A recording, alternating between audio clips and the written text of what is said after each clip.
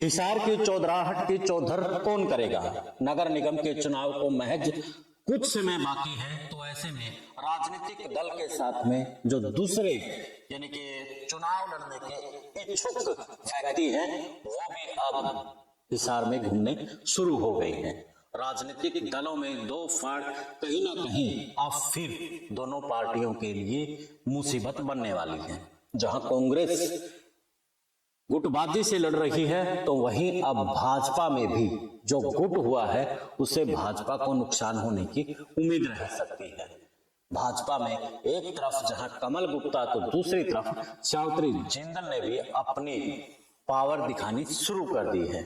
Power तो सावित्री जिंदल ने तब ही दिखा दी थी जब उनको टिकट ना दे करके कमल गुप्ता को टिकट दे दी गई थी, लेकिन सावित्री जिंदल ने फिर भी हुंकार भर दी और कमल गुप्ता को चुनाव हरा करके निर्दलीय के तौर पर विधायक बन ही गए।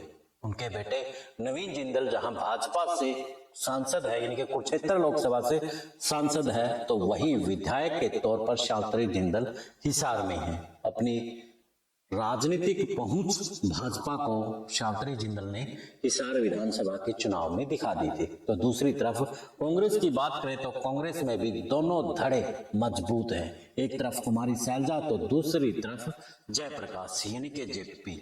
अपने विधानसभा और लोकसभा के चुनाव में देखा कि किस प्रकार से कांग्रेस की गुटबाजी एक दूसरे को हराने के लिए हावी रही। आलम ये था विधानसभा के चुनाव में जो रामनिवास राणा था, उनको महज कम ही वोट मिल पाए थे।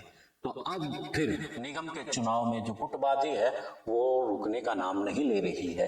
एक तरफ जेपी, तो दूसरी तरफ कुमारी सैलजा। दोनों का गढ़ इसलिए कहा जाएगा क्योंकि अब वहां से जयप्रकाश सांसद है।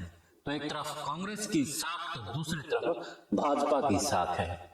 तो अब सावित्री जिंदल की कोशिश यही रहेगी कि उनका जो प्रत्याशी है उन्हें ही टिकट मिले। तो दूसरी तरफ कमल गुप्ता भी चाहेगा कि उनका जो चेहरा है उसे टिकट मिले।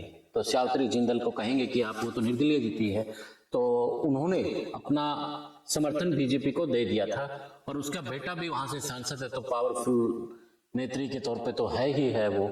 और साथ में वो चाहेगी कि क्योंकि शहर की राजनीति करनी है तो वहां का मेयर उनका होना जरूरी है। तो सावित्री जिंदल अपनी पूरी पावर लगा देगी कि उनके ही चेहरे को टिकट मिले और वो चुनाव जिता करके हिसार की कमांड अपने हाथ में ले। तो देखना दिलचस्प यही रहेगा कि एक तरफ सावित्री जिंदल, तो दूसरी तरफ कमल गुप्ता। और वहीं कांग्रेस का भी हाल यही है, एक तरफ जयप्रकाश, तो दूसरी तरफ कुमारी सैलजा। कांग्रेस की साख का सवाल ज्यादा इसलिए भी है क्योंकि कांग्रेस वहां से चुनाव विधानसभा का हारी है और पिछले दिनों जो कांग्रेस कह रही थी कि हम सरकार बनाएंगे और उनकी सरकार नहीं बन पाई थी, तो अब वो अगर ये दिखाए कि हम लोग फिर निगम के चुनाव में जीत गए हैं, तो जो मुद्दा उनका था ईवीएम का, वो उस पर फिर से हल्ला मचा सकते हैं। खैर देखना दिलचस्प रहेगा अब कि कौन बाजी मारेगा। हिसार की चौधराहट की चौधर का कौन चौधरी बनेगा, ये समय बताएगा।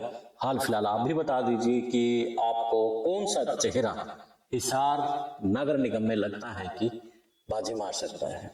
चैनल को फॉलो, शेयर और सब्सक्राइब करें।